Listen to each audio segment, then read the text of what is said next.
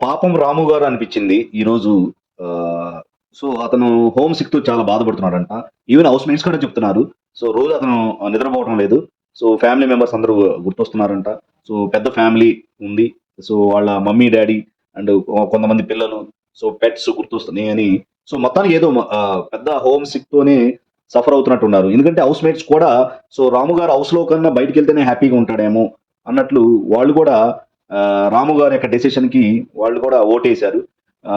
So, ఓవరాల్‌గా ఇప్పటివరకి so, రాము గారు కొన్ని టాస్క్‌లు బాగానే ఆడారు. కంపేర్ టు అదర్స్ గేమ్ బాగానే ఆడుతూ ఉన్నాడు. ఎంటర్‌టైన్‌మెంట్ ఇచ్చాడు. ఇవ్వాల్సిన చోట.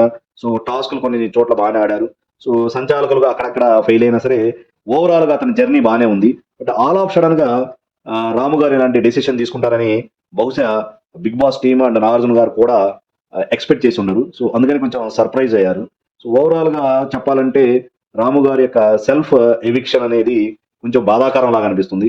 సో, చాలామంది అతని ఫ్యాన్స్ హర్ట్ అయ్యి ఉండొచ్చు. ఎందుకంటే అతన్ని నమ్ముకొని చాలామంది ఓటేశారు. కొన్ని వర్గాల ప్రజలు గాని, సో, అతని పాట అభిమానులు గాని, సో, వాళ్ళని కొంచెం డిసప్పాయింట్ చేశాడు. బట్ ఏదైనా పర్సనల్ థింగ్ ఈజ్ పర్సనల్.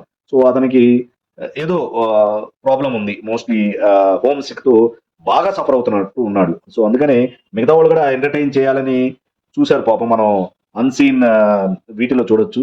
కానీ ఓవరాల్‌గా రాము గారు చివరికి ఇలా సెల్ఫ్ ఎవిక్ట్ అవుతాడని ఎవరు ఎక్స్‌పెక్ట్ చేయలేదు. సో, ఇది ఒక రకంగా సో, బాధాకరమే.